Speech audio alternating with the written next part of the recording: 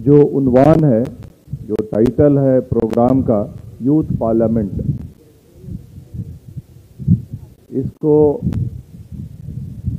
बेहतर तरीके से समझने की ज़रूरत है कि इसके पीछे कंसेप्ट क्या है, क्यों ऑर्गेनाइज किया जा रहा है, क्या उम्मीदें हैं और इसका कंक्लूजन क्या होगा। दोस्तों, 2019 में मेरी एक किताब आई थी, denial and deprivation, Indian Muslims after the Sachar committee and Raghunath Mishra commission report. उसमें चैप्टर नंबर 4 में है माइनॉरिटीज एंड देयर राइट्स। उसमें मैंने कुछ बातें लिखी हैं माइनॉरिटीज के बारे में, तो चूंकि माइनॉरिटीज के यूथ हैं यहाँ पर, उनसे मैं गुजारिश करूंगा कि इंटरनेशनल लेवल पे माइनॉरिटीज क्या है, नेशनल लेवल पे माइनॉरिटीज क्या हैं, उनके राइट्स क्या हैं, किस तरह के प्रॉब्लम वो फेस कर रहे हैं और वहां से निकलने का रास्ता क्या है, इन सारी बातों को आपको समझने की जरूरत है। ये कोई कोचिंग प्रोग्राम नहीं है, ये कोई मोटिवेशनल प्रोग्राम नहीं है और यहाँ पे कोई लेक्चर के लिए ये प्रोग्राम ऑर्गेनाइज नहीं किया गया है। एक यूथ फोर्स तैयार करने के लिए प्रोग्राम ऑर्गेनाइज किया गया है कि जो नेक्स्ट कुछ दिनों में जो आज की जो लीडरशिप है उसको रिप्लेस करके वो जगह ले ले। दोस्तों, किसी भी देश में या इंटरनेशनल लेवल पे जो माइनॉरिटीज है उनका कंसेप्ट जो है, यह कोई नया नहीं है। इंटरनेशनल लेवल पे जातीय आधार पर, धार्मिक आधार पर, भाषाई आधार पर, राष्ट्रीय आधार पर हर मुल्क में माइनॉरिटीज हैं। ये सिर्फ भारत में माइनॉरिटीज पाए जाते हैं ऐसा नहीं है। यहाँ के जो मेजॉरिटी कम्युनिटीज के हमारे भाई हैं वो अपने दिमाग से निकाल दें कि माइनॉरिटी सिर्फ भारत में रहते हैं। आप बांग्लादेश में चले जाइए, वहां पे मुसलमानों को छोड़ करके सारे माइनॉरिटीज हैं। आप श्रीलंका में चले जाइए, वहां पे बुद्धिस्ट को छोड़ करके सारे लोग माइनॉरिटीज में हैं। आप पाकिस्तान में चले जाइए, मुसलमानों को छोड़ करके सारे माइनॉरिटीज में हैं। आप नेपाल में चले जाइए, हिंदुओं को छोड़ करके सारे माइनॉरिटीज में हैं। आप यूरोप में चले जाइए, वहां पे क्रिश्चियंस को छोड़ करके सारे माइनॉरिटीज हैं। तो ये माइनॉरिटीज का जो कंसेप्ट है ये कोई नया नहीं है, ये सारे देशों के लिए एक समान लागू होता है। और माइनॉरिटीज का जो डेफिनेशन है, चाहे वो भाषाई आधार पर हो, चाहे वो जातीय आधार पर हो, चाहे वो धार्मिक आधार पर हो, चाहे वो राष्ट्रीय आधार पर हो, या चाहे वो नेशनलिस्टिक आधार पर हो। जैसे यूरोप के जो लोग ब्लैक जो यूरोप और अमेरिका में गए हैं, वो राष्ट्रीय आधार पर अपने आप को माइनॉरिटी समझते हैं।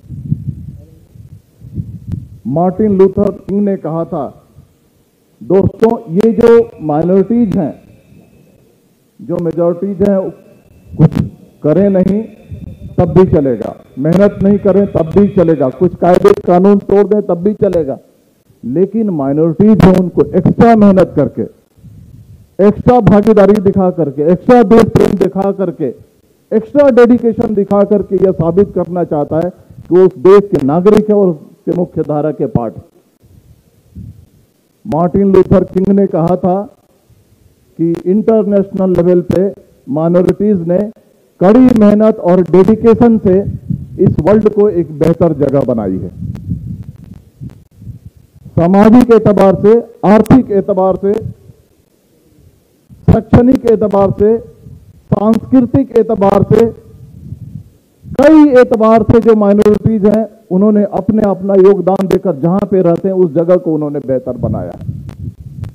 भारत में मुसलमान, सिख, ईसाई, पारसी, जैन, बुद्धिस्ट ये माइनॉरिटीज में आते हैं।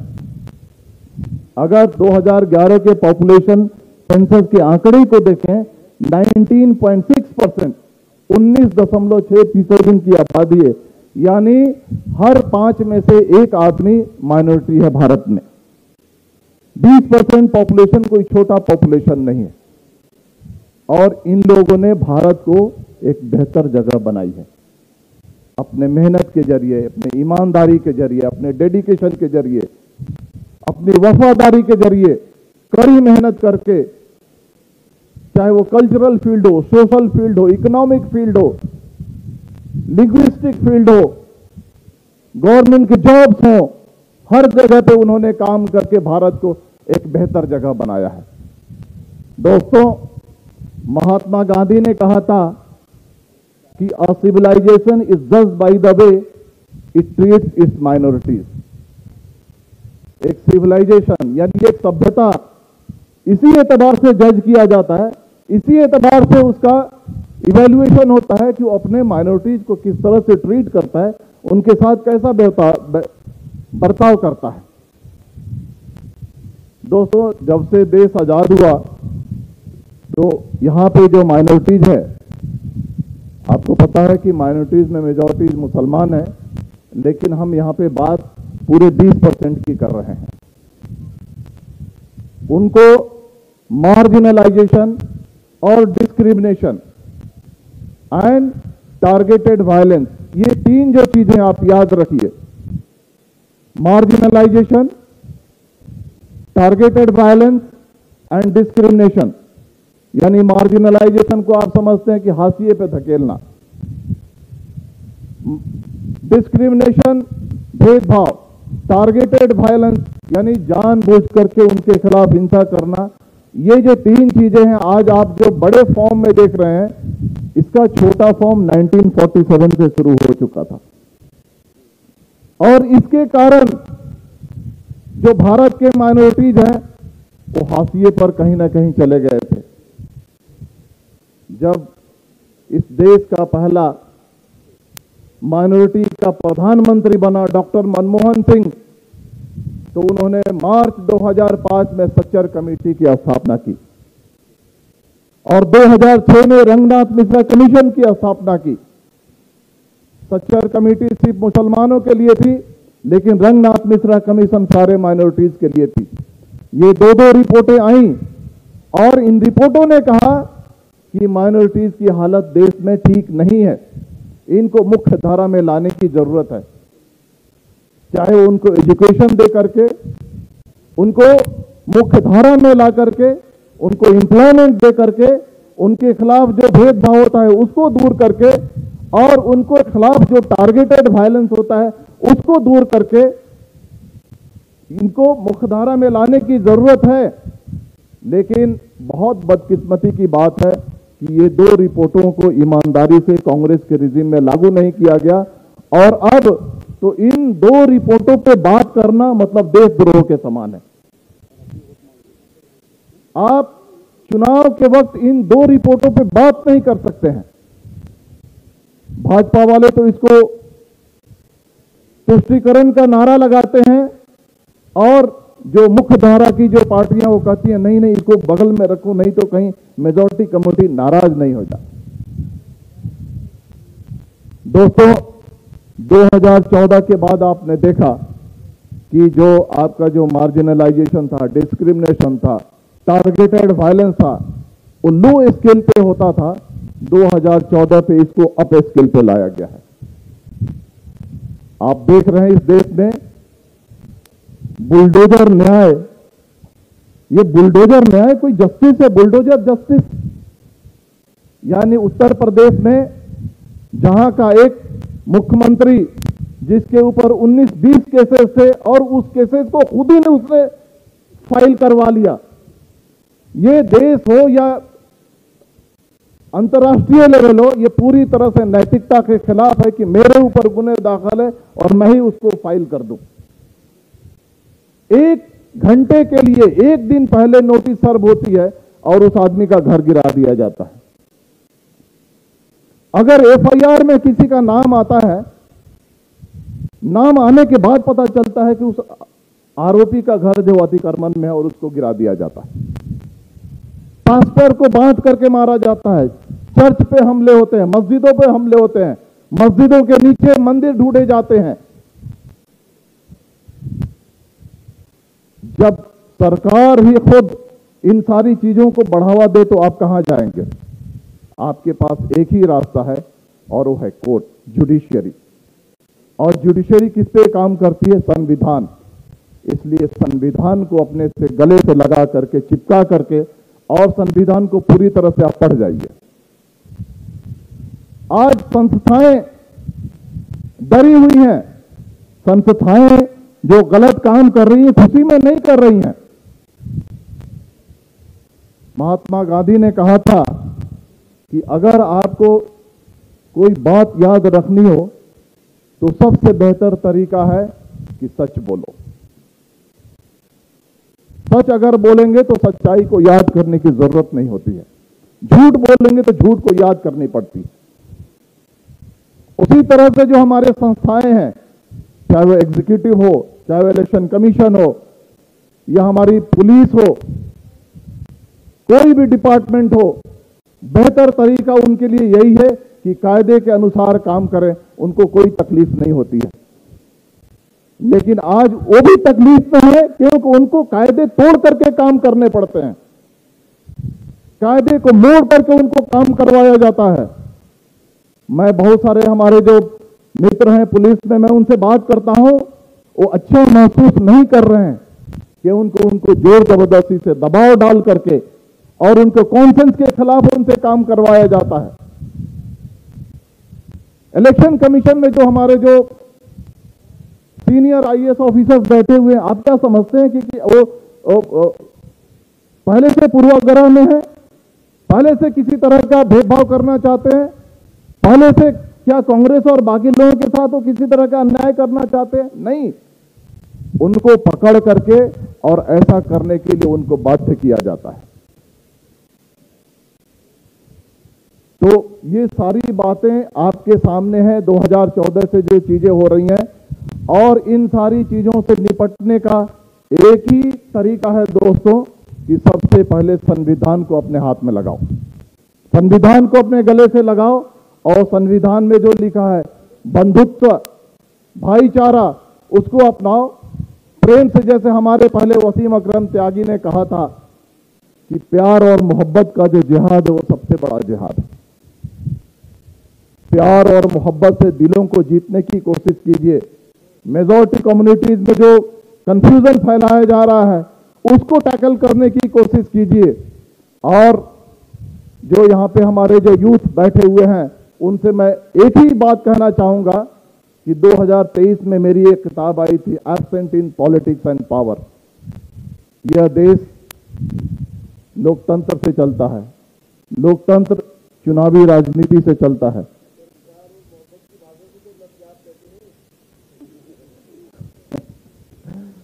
इंटरप्रिटेशन अलग अलग तरीके से किया जा सकता है, लेकिन ये जो लव जिहाद है ये कोई कॉन्स्टिट्यूशनल वर्ड नहीं है।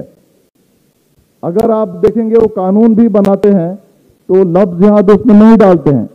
ये टीवी पे बैठ करके बोलने वाली बात है। चाहे लव जिहाद हो, लव जिहाद हो, फ्लड जिहाद हो, लैंड जिहाद हो, उसके बाद से यूपीएससी जिहाद हो, अभी आया था सरबत जिहाद आया था।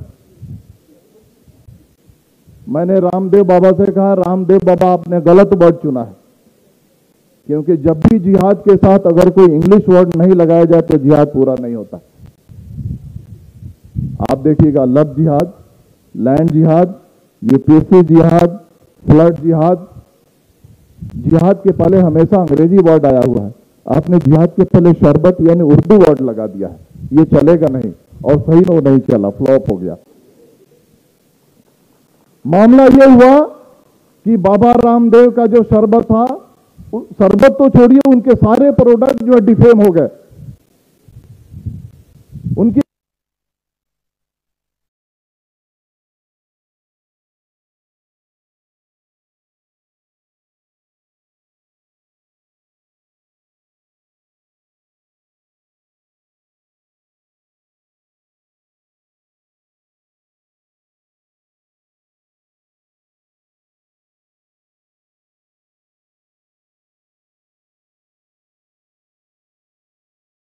मार्जिनलाइजेशन, इन सारी चीजों को अगर रोकना है तो सबसे पहले संविधान को अपनाइए, उस पर चलने की कोशिश कीजिए। और आखिर में मैं एक बात कह रहा था कि पॉलिटिकल एम्पावरमेंट,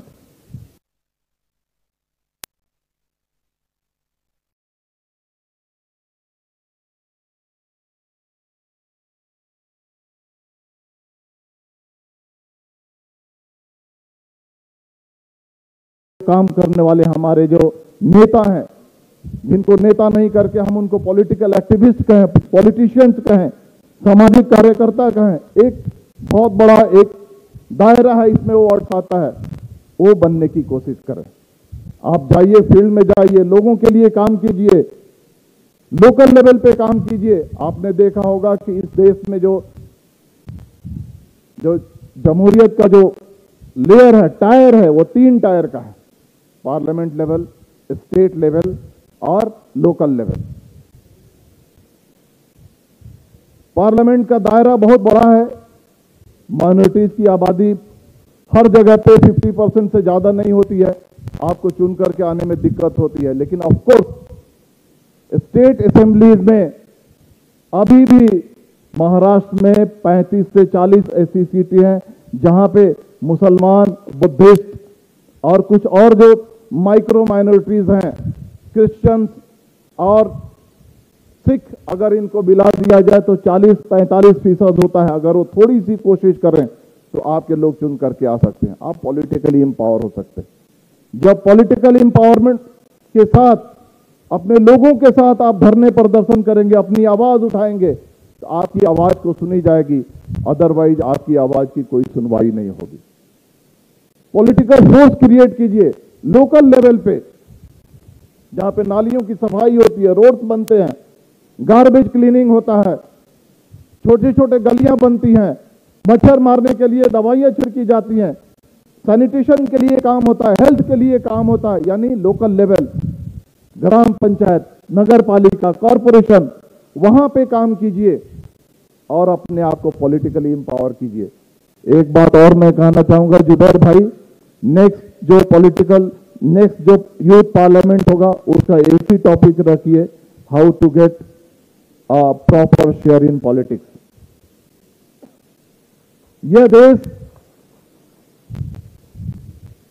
राजनीति से चलता है, डेमोक्रेसी से चलता है। आप वोट देते हैं, आप वोट किसको देते हैं, आपका नाम है या नहीं है, नाम नहीं, इन सारी चीजों के बारे में कोई ट्रेनिंग नहीं है। यानी जिंदगी में जो चीजें बहुत ज्यादा अहमियत रखती हैं उसके लिए कोई ट्रेनिंग नहीं है। आदमी अपना 2/3 हिस्सा अवधवादी जिंदगी में गुजारता है, यानी विवाहित होकर के गुजारता है। आपने कहीं देखा है कि इसके लिए कोई ट्रेनिंग आपको दी जाती है? ये ट्रेनिंग आज बहुत जरूरी है। हमारे जो लड़कियां हैं, हमारे लड़के हैं, उनको ट्रेनिंग दी जाए कि आप जा करके कैसे बिहेव करें कि जो घर जो टूट रहे हैं वो कैसे सलामत रहे। उसी तरह से आप वोट देकर के 5 साल जिनको लाते हैं या उस फील्ड में जाने की कोशिश करते हैं, उसके लिए कोई ट्रेनिंग नहीं है। एक short term political empowerment, short term political awareness का कोर्स डिजाइन कीजिए। हम भी बैठेंगे, आप बैठिए, दिल्ली के जो लोग हैं उनको बैठाते हैं कि कैसे 2 घंटे का, 4 घंटे का, 1 दिन का एक शॉर्ट टर्म कोर्स करके हमारे जो माइनॉरिटी के यूथ हैं उनको कैसे हम उनको ट्रेन करें और कैसे उनको इनवाइट करें कि आप जो है अलग थलग नहीं है, आप भी इस रेस में एमएलए बन सकते हैं, काउंसलर बन सकते हैं, कॉर्पोरेटर बन सकते हैं, ग्राम पंचायत के आप सरपंच बन सकते हैं, ग्राम पंचायत के मेंबर बन सकते हैं। तो दोस्तों, आपके सामने बस एक ही मैसेज छोड़ करके जाता हूं, आप पॉलिटिकल एम्पावरमेंट के लिए कोशिश कीजिए और जिस दिन आप पॉलिटिकली एम्पावर होंगे उसी दिन आपकी आवाज सुनी जाएगी। बहुत बहुत शुक्रिया जुबैर भाई, आपने बुलाया यहाँ पे और मुझे कुछ बातें जो यूथ है उनके साथ शेयर करने के लिए कहा। एक बात और मैं कहना चाहूंगा कि जब आप ये ऑर्गेनाइज करें तो पीपीटी का प्रोग्राम ऑर्गेनाइज कीजिए, पीपीटी एक बनाइए और पीपीटी में कहां कहां पे कितने पार्लियामेंट के सीट्स हैं, कहां पे एमएलए के सीट्स हैं, किस किस लोकल बॉडीज में हम मेजॉरिटी हासिल कर सकते हैं, उन सारी चीजों को हम इकट्ठा करके और अपने यूथ को हम एम्पावर करने की कोशिश कर सकते हैं। बहुत बहुत शुक्रिया, धन्यवाद। जय हिंद, जय भारत, जय संविधान।